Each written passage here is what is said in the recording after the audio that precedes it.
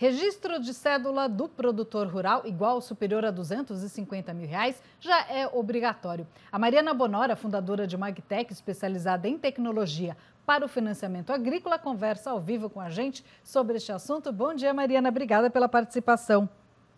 Bom dia, Renata. Eu que agradeço o convite. É um prazer. Vamos começar explicando o que é uma cédula de produto rural. Bom ponto, Renata. A cédula de produto rural é um documento que embasa uma operação de financiamento ao campo, né? Então, o produtor rural, ele obtém os recursos que ele precisa para plantar para desenvolver a sua atividade e se compromete a pagar no final da lavoura ou com uma quantidade de produto agrícola que ele vai produzir ou então com um volume em dinheiro referente àquele produto agrícola. Então, é basicamente uma das formas, um dos documentos que ajuda o produtor rural a financiar suas atividades. E antes esse crédito não precisava ser registrado, agora tem que ser registrado a partir de 250 mil, é isso?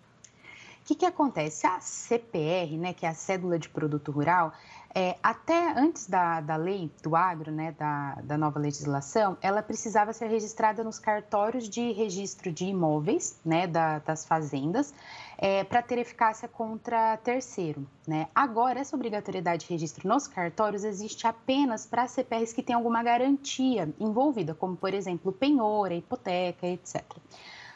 Essa publicidade da existência dessa obrigação perante terceiros, ela não é mais dada com o registro no cartório de imóveis, sim com o registro em centrais registradoras. Então, essa foi a principal mudança na dinâmica de registro desse título. E já está valendo essa medida? Está valendo sim, ela já está valendo desde 1º de janeiro de 2021, vale para CPRs com valor acima de R$1 milhão. E agora, em 1º de janeiro de 2022, essa régua caiu para 250 mil. E por que fizeram isso? Estava tendo algum problema com fraude, algum problema em relação a imposto de renda, Receita Federal? O principal objetivo dessa mudança, né, dessa nova sistemática, é aumentar o crédito privado disponível para o campo. Quando a gente pensa, né, nesse financiamento que é feito pelo mercado de capitais ou por fundos de investimento, um dos grandes gargalos é o investidor, né, o financiador do título, ter uma ideia do nível de endividamento do produtor rural, do risco que ele está correndo quando ele concede aquele financiamento. Quando ele tem essa informação, né, desse nível de endividamento do produtor rural, quando ele tem essa informação de fácil consulta, de forma centralizada, em uma entidade, né, de consulta fácil, ele tem uma segurança maior para conceder esse financiamento. E aí a ideia é que tenha vários investidores com interesse ainda maior por financiar a atividade agrícola. Então, uma forma do produtor passar essa informação para o mercado para ele conseguir o financiamento, para conseguir quem queira investir, é isso, né? Perfeito, isso mesmo. Tudo isso vai aumentar a transparência das operações e, claro, atingir mais investidores. Agora, com relação ao investimento, o produtor ele tem procurado isso? Como é que funciona?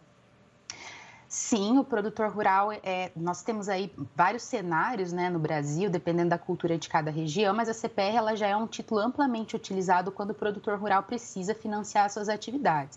O produtor rural pode emitir uma CPR para uma instituição financeira, né, para obter o financiamento direto, ou ele pode emitir uma CPR para o seu vendedor de insumos, então ele compra os insumos e emite a CPR, né, se comprometendo a pagar no final da safra.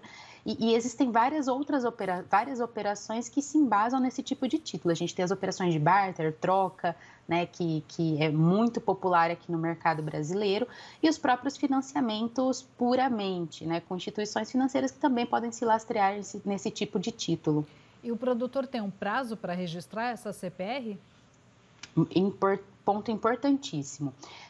A lei, ela estabeleceu que esse registro em entidade de registro centralizado, ele precisa ser realizado em até 10 dias úteis da emissão ou aditamento do título. Por que esse ponto é importante? Porque se a gente pensa numa CPR, que ela é muitas vezes emitida, né, impressa lá no vendedor de insumos, vai até a fazenda para coletar a assinatura do produtor rural, depois pode-se exigir algum reconhecimento de firma. Esses 10 dias úteis, eles podem parecer bastante, mas na verdade é muito pouco. Então, isso tem levado o mercado a migrar ainda mais rapidamente para o formato digital de emissão desse título também. Eu ia te perguntar isso. A gente vê no campo essa dificuldade, o produtor às vezes tem a dificuldade de sair, mas também tem a dificuldade com o digital. Como tem sido a adesão? Como é que vai funcionar isso? Essa adesão ela acelerou muito nos últimos anos, né? A gente já vinha em um processo de digitalização do agronegócio, da agricultura, mas a pandemia ela acabou obrigando, né, que todo mundo fizesse o máximo de coisas possível em formato digital. Então, nós tivemos, inclusive, né, os vendedores de insumos, as instituições financeiras que começaram a aceitar a assinatura digital, começaram a fazer atendimento digital, negociações digitais, e o produtor rural também, ele se preocupou em aprender como isso ocorre. Ainda há um caminho a ser percorrido, né? Não é todo produtor, por exemplo, que hoje já tem um certificado digital para assinar contratos ou que está acostumado, mas está sendo um movimento muito acelerado. Mas essa digitalização, então, facilitou para o produtor, melhor do que a ida a um cartório, por exemplo? Com certeza, quando o produtor rural ele consegue diminuir a burocracia, né, o tempo que ele leva nessas atividades que não são o objetivo, né? O objetivo do produtor rural é produzir alimento, é negociar, é pensar lá na produtividade, não cuidar de papéis. Então, quando ele consegue diminuir o tempo que ele se dedica a essa parte de burocracia, ele consegue aumentar o tempo, claro, e a energia que ele dedica para a sua atividade principal. E se a gente pensar na assinatura digital do documento, na digitalização, ela traz, claro, benefícios, né, de economia, de recursos, etc., mas principalmente economia de tempo, porque algo que você precisaria ir até o vendedor de insumos, fazer uma assinatura, depois ir até o cartório, depois mandar esse documento para outra pessoa, você consegue fazer da própria fazenda num computador. E com relação à segurança jurídica, por exemplo, a sua empresa trabalha com isso, né? Como é que vocês trabalham essa questão, oferecem para o produtor a segurança jurídica, que hoje é um dos principais gargalos para o produtor, essa questão, tanto do produtor quanto quem ofereceu o financiamento, né? A segurança jurídica. Não, legal. A gente trabalha com a CPR digital, né, com tecnologias para formalização de CPR digital desde 2016. Então, esse não é um tema novo, né, no mundo jurídico brasileiro. O que aconteceu nos últimos anos? Quando a Lei do Agro ela foi publicada, ela trouxe uma segurança ainda maior. Por quê? Porque pela primeira vez na legislação brasileira, a gente tem uma previsão expressa, né, de assinatura digital da cédula de produto rural. Então, a simples emissão desse título em formato digital já é algo pacificado, pacificado não porque é algo novo, nós não temos ainda jurisprudência, mas é algo amplamente aceito.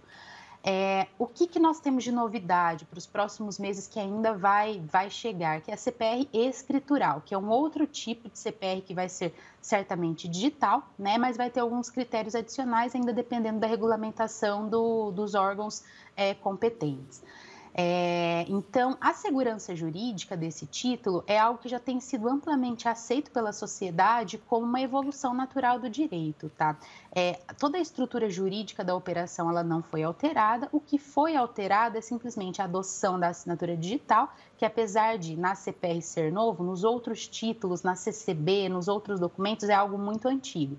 Então, o mercado ele tem se adaptado de forma muito rápida e as preocupações, claro, vão diminuindo ao longo da utilização do Instituto.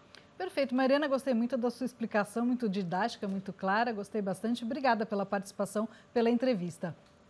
Eu que agradeço. Bom dia. Bom dia e até a próxima.